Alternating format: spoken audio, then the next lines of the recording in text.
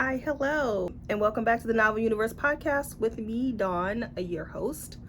I am the criticizer of books. That title has been bestowed upon me. I did not give it to myself, although accurate. If you like the way I criticize books, you can follow me on Goodreads at Bang Bang Books. And Bang Bang Books is also my other social media handles, but you don't care about that. Let's get to the books, shall we? Because there's a lot.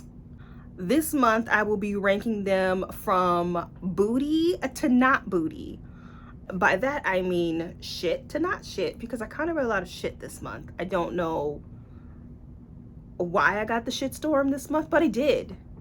Not happy about it, because I do have a personal motto, and my personal motto is, let me go get it, because it's above my desk. Can you see it? I don't read crappy books. This is a motto that I read by, and I keep this, it's a little frame sitting above my desk.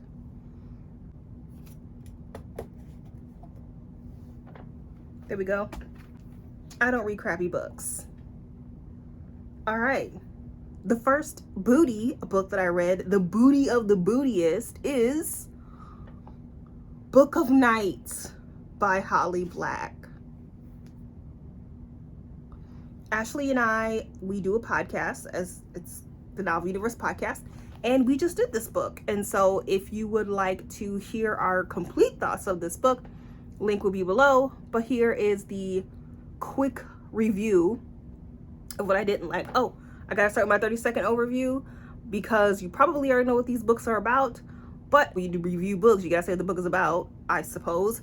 And Book of Night is about, what's her name? Charlie is a bartender, but she used to be a con artist and a thief for some influential people in the magic world, where she would steal stuff. But she didn't want to be involved in all that anymore. Now she is a bartender, and some weird shadow shenanigans have started to happen in her town. I honestly can't give a full overview, because I kind of don't know what the hell I read. I don't know. It kind of had a plot, but that's not the book's problem. The book's problem is Charlie. Charlie is a shit character. She is supposed to be this awesome con artist, this thief in the night. That sounds like a Bible verse. She's supposed to be this awesome con artist, but once again, Holly Black has done this thing where she does a lot of telling and not a lot of showing. So just because she tells me Charlie is this bomb-ass thief, I'm not going to believe you. I need to see her back in her day when she was a younger person doing this. And they kind of did, but they just kind of showed her one time pickpocketing at the Starbucks. That's not good enough. They showed one other time when she was 12, but she was 12 and it was her first time. It's not like she was amazing. She just thought on her feet really quickly for a 12-year-old. Big deal. Just too much telling. I wasn't buying it. She was not confident at all. She would get scared of dead bodies and weird people coming into her bar. She would freak out. It's if you're going to create this confident character, then make sure she's confident and not a little bitch. Secondly, the problem with this book was I felt like Holly Black focused too much on Charlie and not enough on her world. Her world was actually kind of interesting, and I forgot to say what I rated this book. I gave it a 1.5. And the 0.5 comes from the world that she was trying to create with the shadow magic, and how your shadow can detach from you and become its own thing. That's really cool. I would love to learn more about that. But instead of that, we got more of Charlie, and her world was info dumped. I don't care about Charlie. I care about the world that you've created. Another big problem. There was also other little things, it didn't need to be adult. In my opinion, adult fiction needs to have a lot of themes and a lot of symbolism and dynamic characters and just a rich world and story if it's fantasy. But this book didn't do any of that. Ashley and I literally could not have a discussion about this book because there was nothing interesting to discuss. There was nothing dynamic about Charlie to discuss or any of the other characters. There was nothing really fascinating about the world. I mean, the world overall was fascinating, but the way she developed it, no. there were no strong themes in this book to talk about. Like, something similar that we read prior to or right before Book of Night was Gallant by V. Schwab, which coincidentally also dealt with shadow magic. And that book we were able to have some discussions because V. Schwab knows how to write a symbolic book. And there were a lot of symbols in that book. The shadow magic was developed far better.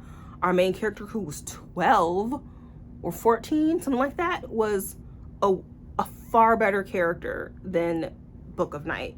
So if you want to read a better book about shadow magic, just read Gallant. It's not perfect, but it's leaps and bounds better than this. I, for some reason, keep giving Holly Black chances. This is the 4th book I've read from her. I read The Coldest Girl from Cold Town, the book she did with Cassandra Clare, and Cruel Prince. And I keep giving her chances because you guys keep loving her. And so I'm like, maybe it's me. Maybe I'm missing something. It's not me. It's not me. It's you. No, I'm kidding. No, love what you love. If you love Holly Black, I love that you love it. I, however, do not love it because I don't like her writing style. I don't think she's a good writer. That's my opinion. I've seen a lot of booktubers who are like, oh my God, Holly Black is the most amazing writer ever. And to me, I'm sitting there like, but I guess her writing style is for some people. And I prefer a more flowery V.E. Schwab type of writing style, which is an exact opposite of Holly Black. I will be retiring Holly Black's jersey, and that is my way of saying that I will no longer read any more Holly Black books. And yes, I know when your jersey is retired, that's usually a good thing. I know sports, but in my own little head, it means a bad thing. And so Holly Black's jersey has been retired. I wish I could do like a little animation of a jersey that says black all across the back, and I'm hanging it up on the rafters of the gymnasium. No more playing for you, Holly. You know what? I was wrong. Book of Night was not the bootiest of the bootiest. Actually, the booty of the bootiest was a Hotel Magnifique by, I don't even know her name. I think, is her name Emily? I don't know. Yeah, that book was bad. I give that book a 1. 30-second overview. Hotel Magnifique is about what's her name? I just read this book 2 days ago. I've already forgotten the main character's name. Johnny. I don't know what it is with all of these characters having masculine names. I guess it's kitschy. I don't know. Johnny is an 18-year-old-ish girl who has a younger sister who's about 13, and their mother has died, and so they're just trying to find a way of surviving. And she wants to get back home, but she doesn't have the money to get home. Meanwhile, there is this mysterious hotel called the Hotel Magnifique, where when it comes to town, you can get in it and then it disappears. And Johnny wants in because she somehow thinks this is her ticket home. And she does, but of course, everything is not, it's not what it all seems. Let me put these Post-its down. Well, don't put it there, that's chunky. Let's put it down here. Can't see it down there. I gave Hotel Magnifique a big old 1 star. That book is a nominee for worst book of 2022. A 1 star. I haven't given a flat 1 in a really long time. A 1 star basically means that I hated everything about it. There was 0 that I liked. At least in Book of Night, I liked the idea of the shadow magic. In this book, nothing. I didn't like the idea. I didn't like the characters. I didn't like the execution. I didn't like the romance. I didn't like the world. I didn't like that damn hotel. I didn't like anything. And that's problem number 1. Problem number 2, it's like the author whose name I cannot remember, my bad, and I can't look it up because I'm on my phone. But it's like the author went to the library, hi, I'm a librarian, and read a book called How to Write a Young Adult Fantasy. Chapter 1. Get yourself a main character who's annoying and naive on the outside, but who's brilliant on the inside and knows everything. It's inquisitive. Chapter 2. Make sure there's a love interest that kind of treats her like crap and is brooding and moody, but also gives her compliments because she's unlike any other girls. But don't say she's unlike any other girls because we don't use that trope anymore. No, you say that she's sassy. She's a sassy queen, and she doesn't take junk from anybody. Chapter 3, make sure the mother is dead and that the daughter has to go somewhere and do something because she has to get back home or she has to get somewhere. And the stakes have to be high, so she has to have a sibling or something, another parent maybe, who's in trouble. And so the stakes are really high and she has to do whatever she can to save that person. Chapter 4, it's YA, so you must have a romance. And the romance must be between the boy who treated her like crap, who thought she was sassy and unlike other girls, and she has to be like, snap it, I hate you. She has to like thwart him off, but secretly in her head she's saying, oh, he's so handsome, oh, he's so hot. And then you have to get them together all the time somehow, alone, so that they can smolder and look at each other and smooch. And then at some point, he has to betray her. Oh, so she can get angry. And that's your climax. But then in the end, he saves her and the person that she's trying to save. And they live happily ever after. It's like she read that book. And that was the whole book. I just gave you the whole book without giving you the important bits. There you go. Next book. This was Kinda Booty. Daughter of the Moon Goddess. Oh, wait, I have the book. Daughter of the Moon Goddess by Su Lin Tan. This is adult. Daughter of the Moon Goddess is about, I don't remember the main character's name. I forget characters' names as soon as I close the book. As soon as I'm like, and last page. What was that character's name again? I don't know. I'm not going to remember anybody's name. Sorry. Our main character is the daughter of the Moon Goddess, and her mom is basically exiled on the moon, but she doesn't want to be there anymore. So she goes downstairs. I don't know what's down there. I can't remember. I don't know what it is. She goes down there to help her mom be able to leave the moon. But she has to disguise herself because some shenanigans happen and people can't know who she is, or her mom will be in further trouble. So she goes down disguised as just some rando, and they're like, hey girl, we need help at the palace. And she goes and helps at the palace, and she becomes a competent warrior to save her mom. 2 stars. First of all, this book is thick as hell. It is a thickums. And it doesn't need to be. It's like 101 pages too long. Secondly, it is also a familiar plot. As a matter of fact, it is very similar to another book on this list, and it's not because the authors are Asian. It just happens to be a very similar storyline for some reason. I do that from time to time. I will accidentally read books that are quite similar back to back on accident, and that happened here. But this one, she has to go for some reason. Okay, so the major problem with this book is that this book suffers from what I like to call, girl, you doing too much.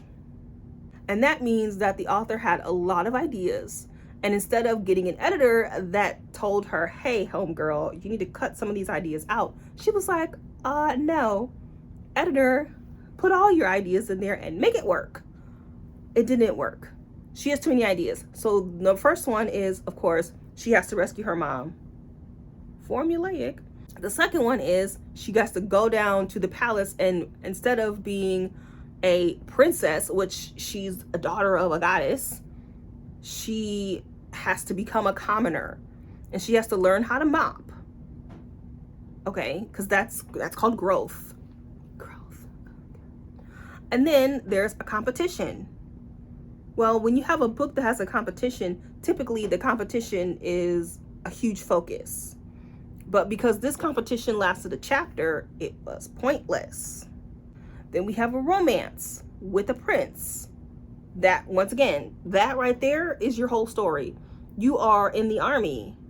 You are in his army. The prince can't love a soldier. Everybody knows that. Then we have her going from a kitchen maid to like a fabulous archer. Like, fabulous is probably not the best word, but you know what I mean? She's like this amazing archer. And like, she's like arching and taking names. I don't know what archery people do.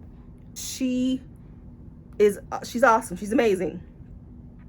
And she has to go and defeat the biggest, baddest beast in the land. Once again, that's a whole plot of a book.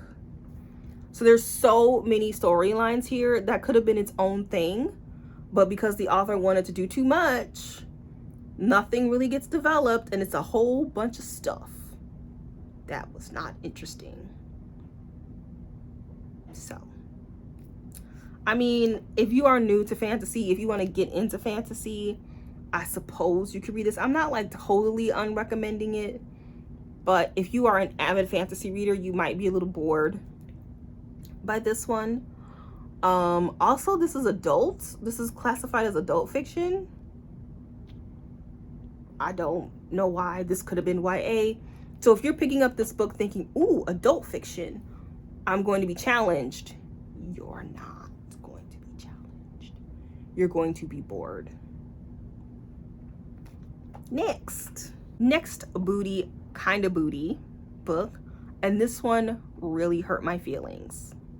This is going to be nominee for most disappointing book of the year. Oh my God. The Cartographers by Payne Shepherd. I was so excited for this book. I kept seeing it everywhere on Bookstagram. I'm like, ooh, this is gonna be good. Everybody is reading it. Let me get my hands on this book. Such a great idea. Such a great idea. Paper Towns. Come on. So this is basically about, this is adult, by the way, adult science fiction. I guess it's science fiction. Yeah, science fiction. It is about a young woman, once again, don't know her name. She is in a family of cartographers. Now, there have been quite a lot of goings on about the definition of a cartographer, and that the people in this book actually are not cartographers. They're archivists. Whatever. That's the least of this book's problems.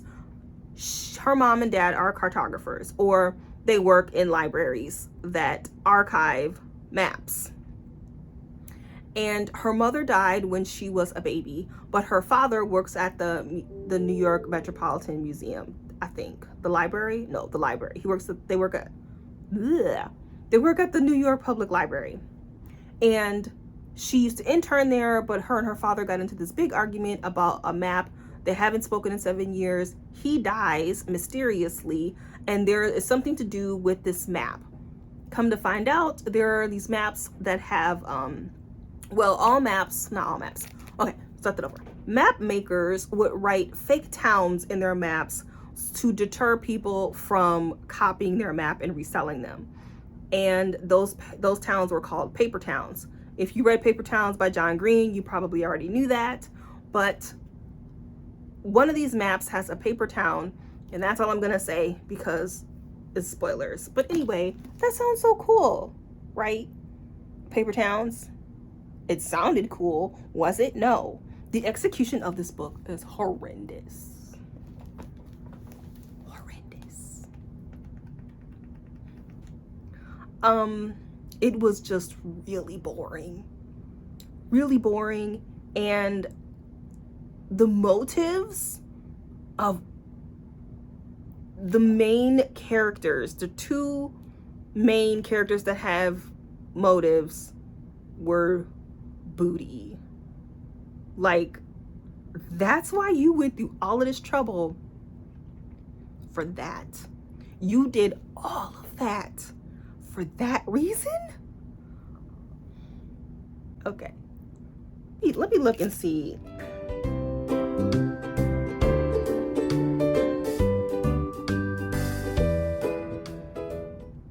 Yeah, I can't say the specifics because it's a spoiler. If the author had to focus on the science fiction cool part of the story instead of the characters, which were boring, undynamic, just like not special characters at all, this would have been fabulous. Like, imagine the Midnight Library, except the Midnight Library, she didn't go anywhere. She didn't travel anywhere. That's this book. The Midnight Library Without Any Time Travel. Who wants to read that? Nobody. Nobody wants to read that. I don't recommend this book. I gave this book 2 stars. I do not recommend this book. Unless you have insomnia and you need to fall asleep, read this book. Otherwise, don't bother. And I swear to God, if this is on the Goodreads Best of the Year list this year, and it like wins, I call foul. I don't vote in that anymore anyway. I still look at it, but I don't vote in that bullshit anymore. But I swear, if this is on that list, the next kind of booty was Together We Burn by Isabel Ibanez. I had hopes for this book because Ibanez's first book was really good. The writing was pretty good. The story was good. How many times can I say good? So I was like, okay, cool. New series, fresh start, let's go. No. All right. The cover is beautiful though. Beautiful cover. 30-second overview. Main character is a flamenco dancer, and her family is in the Dragonator business. So think about bullfighting except with dragons.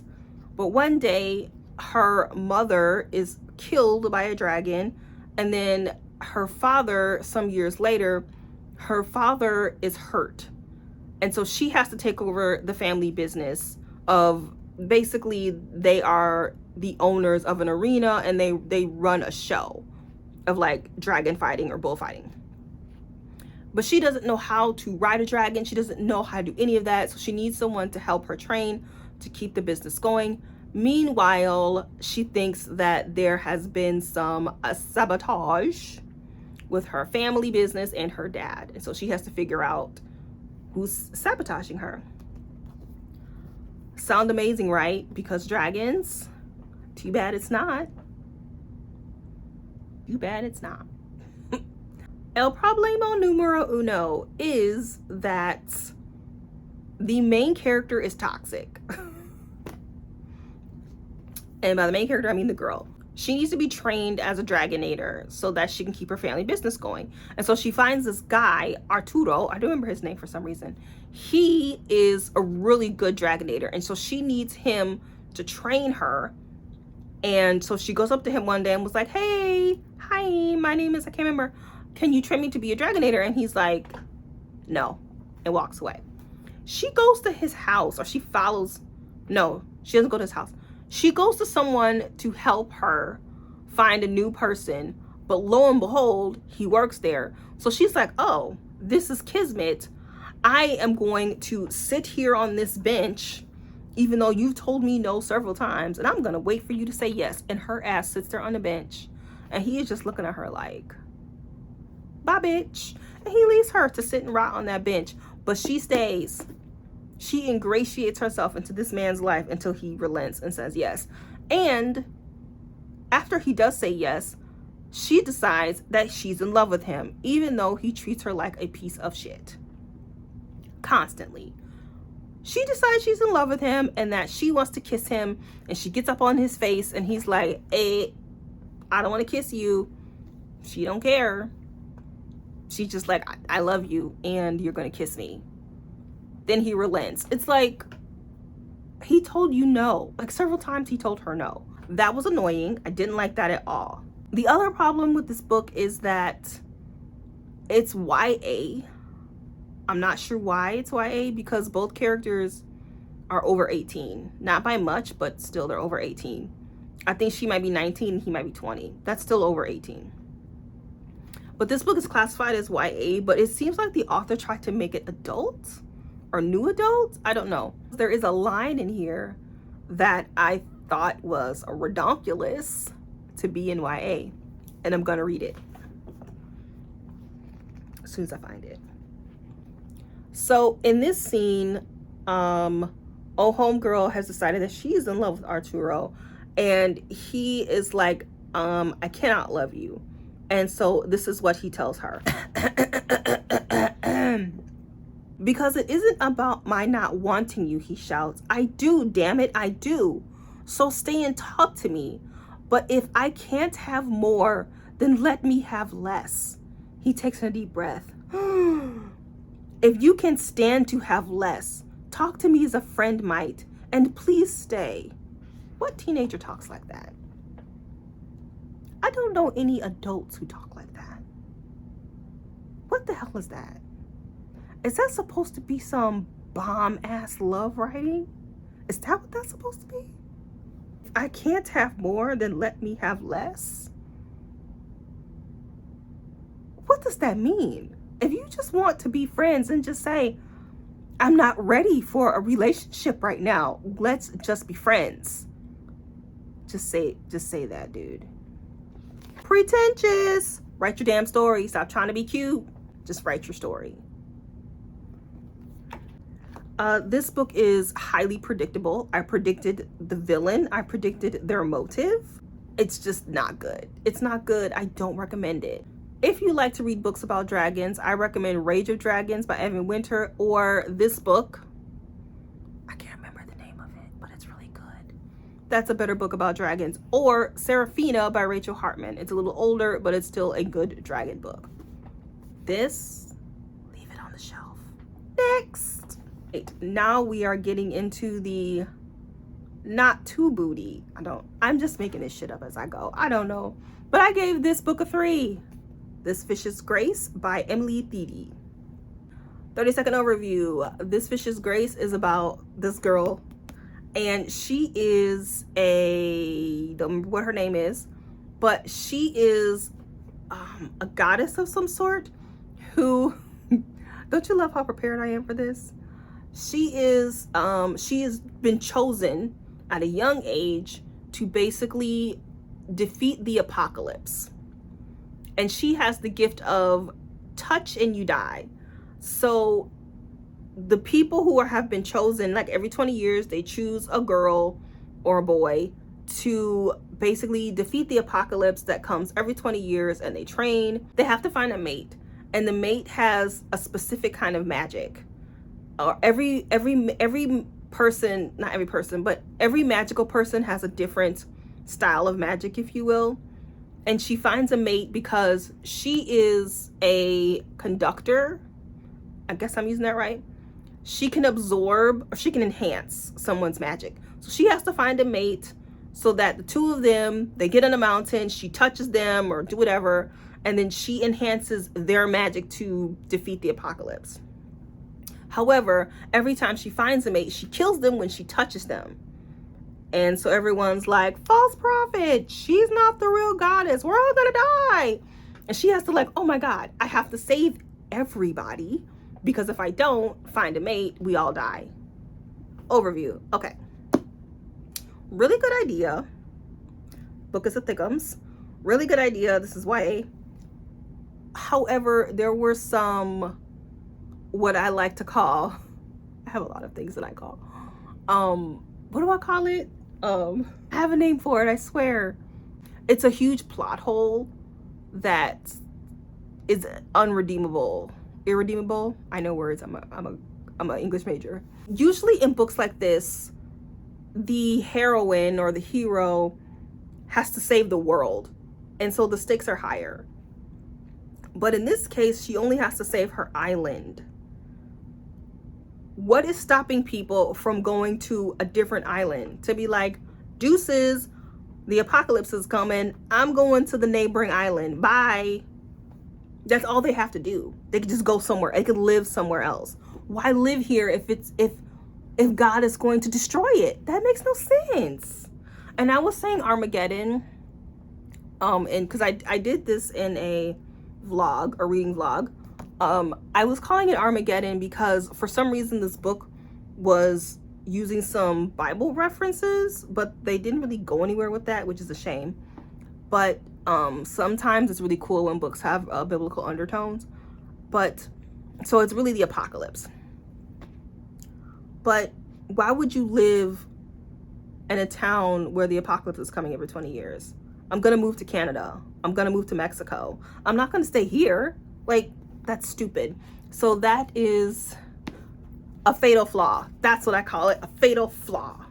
This book has a fatal flaw.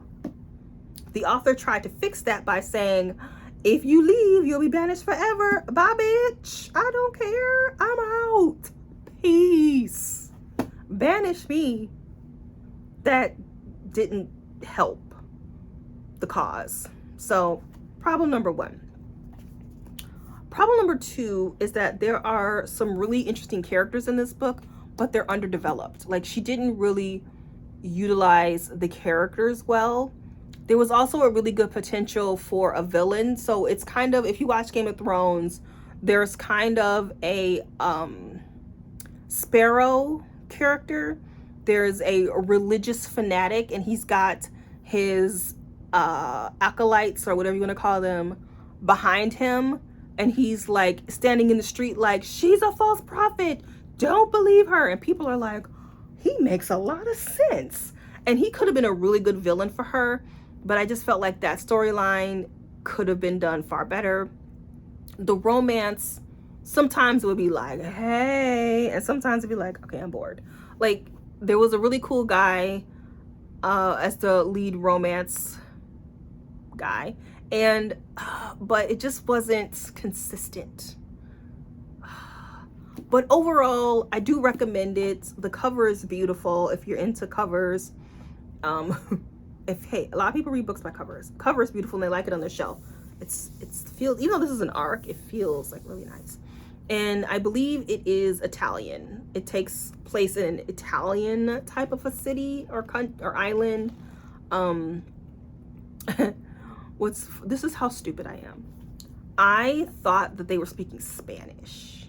And I was like, that's not the Spanish word for that. No, dumbass, because it's Italian. Next of the kind of not booty books is A Magic Steeped in Poison. I want to say Judy Lynn. I didn't write anybody's name down. Sorry. Magic Steeped in Poison is similar to Daughter of the Moon Goddess in that it is about a young woman who has accidentally poisoned her mom and her sister.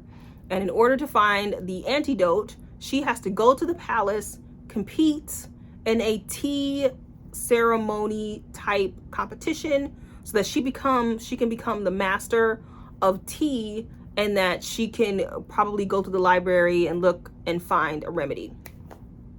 So it's similar in that this girl has to save her sister. She has to save somebody. She has to go to the palace. She has to compete. And there's also tea in this book. It was tea in the last book. And I know it's because of the culture. That's cool.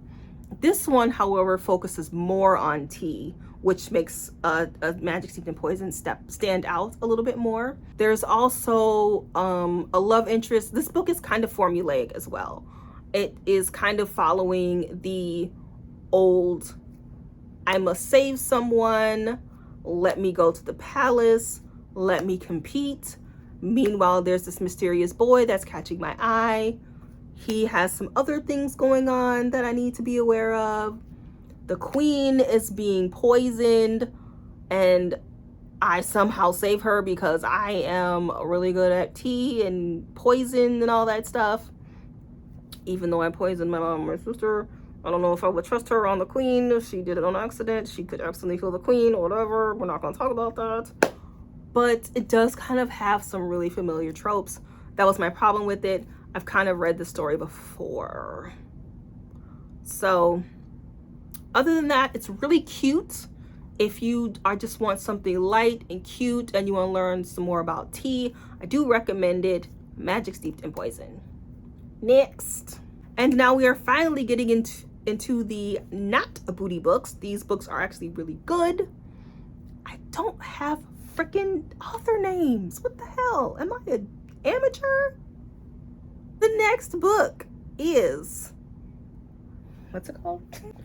Sense and Second Degree Murder by I Don't Know. It's right here. Yeah. This is a book 2 in the series. I did not read book 1. You do not need to read book 1. And I love this. I love it when authors write these kind of standalone mysteries in these books where you don't have to read book 1. It's amazing. So this is a offshoot of Sense and Sensibility, which I did not read, but I'm assuming it is. And it is about some young ladies. Their father is a detective and he runs his own detective agency. One day he is found dead at his desk and his daughter thinks that he has been murdered. And so first they take over his business because they're interested in chemistry and detectives work. And while they're trying to wrap up his clientele, they discover that he may have been murdered. And so one of them is really good at chemistry and the other sister is really good at detective work, and they try to solve his murder. I like this book a lot. I gave it a 4. It was really cute. I listened to it, which was a good audiobook, and the girls had distinct voices, which is important because I hate it when you have dual or triple or however many POVs and they all have the same voice and you're like, whose chapter is this again? I hate that. That didn't happen here. I liked all 3 sisters. I really liked the younger one. She was kind of the comic relief. She was like 11. She was really cute and funny. There was some really cute romance in here. There were a couple of good villains. My only issue is that they're dealing with a drug that I don't think teens care about. It's not like weed or anything. I'm not gonna say the drug because it might be a spoiler, but the drug is appropriate for the time period, but it's not a fun drug, you know? So I don't know what fun drug means, but it's not a drug that teens are familiar with. And I know this is an opportunity to learn about a new drug, especially that is important to that time period, but it doesn't really do that. It doesn't really make the drug interesting, really, or cool. And when I say cool, I don't mean like, hey, I want to do it. Like cool as in interesting cool. So that's my only issue, is that the drug du jour was kind of boring. It kind of took me out of the story because I was just like, I don't care. And I'm an adult and didn't really care about it. But other than that, it was really cute and I highly, highly recommend it. And the last book of this review and of the not booty books is, and I know this is a very polarizing book, The Atlas 6 by Olivia Blake. See all my tabbies? A lot of people either loved this book or they hated this book. I gave it a 4. I was going to give it a 4.5 or 4.25, not a 4.5, a 4.25, but I watched a couple of booktubers that kind of convinced me that it's not as good as I thought it was. Didn't convince me too much, but enough to make me drop my rating. So The Atlas 6 is about 6 people who are chosen to be a part of this society, and a reward for being a member of this society is money, power, and knowledge. However, it comes at a cost, and they have to survive in order to be a part of this society. Okay, so the problem a lot of people are having with this book is that the execution is kind of crappy, and that there's no plot, that this book has a lot of holes, that the writing is pretentious, and all of those opinions are correct. It has all of those things. However, this is what makes this book good. I think as readers, especially if you're an avid reader, like if you read, and if you are an avid reader of a specific genre, such as myself, I read 90% fantasy science fiction. Books tend to be repetitive. You get the same damn story every time and you get sick of it. So when you get a book that has something different, or you're excited, you're like, yes, something new. This one did not do a good job of the something new. This one tried a little bit better. It wasn't perfect. Believe me, it was not anywhere near perfect. However, it did something new. It was something different. Wormholes and time travel.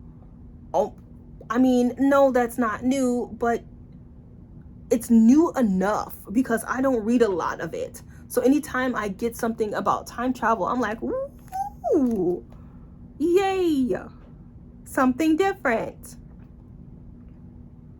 And I get excited about it. This one also is incredibly slow because it is character driven. And when I say character driven, I mean the characters are in this van and they are driving that bus. What? They are driving the van. It is full of people, meaning ain't no action going on in this van. This is all character, it is all people. And yes, the writing is pretentious. A lot of the conversation is pointless. Like, conversation, dialogue needs to drive the story. It needs to move the plot along. And most of the dialogue does not do that. It's just like the author just wanted to let us see how smart she was. She's like, hey, I'm smart. I'm gonna put it in all my characters, which I did not have a problem with. I like picking apart characters and their motives and why they're doing certain things that they're doing. I like that type of stuff, so I found it fascinating. I really liked Libby, I think. And, well, I liked all of the characters, actually. They were all quite fascinating. But I liked their motives for why they behaved a certain way and why they were treating people a certain way. And there were all types of characters. There was just people who had no regard for human life, even though they were an empath. Then we had a girl who was just, she was attractive and she used it by any means necessary and she didn't apologize for it. There was a girl that was incredibly insecure, but she was probably the smartest person in the room and everybody hated her for their own reason. They, in my opinion, I think they were either envious of her or they felt intimidated by her. But instead of admitting it, they just turned that into hate. I love that shit. I'm like, yes, give me more. But then there were some side stories, like Nico and his whole situation with his roommates was kind of pointless. Like, okay, I didn't get that at all. I didn't understand that at all. That could have been left out.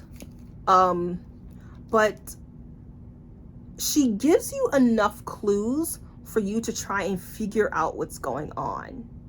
Because after each chapter, I was like, okay. They're trying to figure out this wormhole for this reason, and this person is important for this reason. And I was able to like make guesses and theories. Some of the times I was wrong, but there were several times where I was right. And I was like, yes, I'm paying attention, damn it. I liked it. I really enjoyed it. It is really slow. Oh my God, it's so slow. Like, I would have to read a chapter and like take a 20-minute break. So I was like, oh damn, that was a lot of information. And you don't know what's important and what's not. And most of the time it wasn't important, especially if it was a lot of dialogue. It wasn't important to the story at all. However, it was still quite interesting. If you like character-driven stories that have a lot of plot that meanders, if you're okay with pretentious writing and plot holes and not having a plot, basically, Atlas 6. I say go get it and read it. All right, that was all the books I read in May. That was a lot. I was gonna try and fit one more in, but I didn't finish it yesterday. That's Electric Idol by Katie Robert. But thank you for joining me, and please catch my weekly vlogs. I started vlogging, and you can catch our podcasts. We do put them here on YouTube if you do not feel like getting Apple Podcasts or anything like that, or Spotify. Listen to some of our reviews of other books. But until then, I will catch you in the next monthly wrap up. Bye-bye.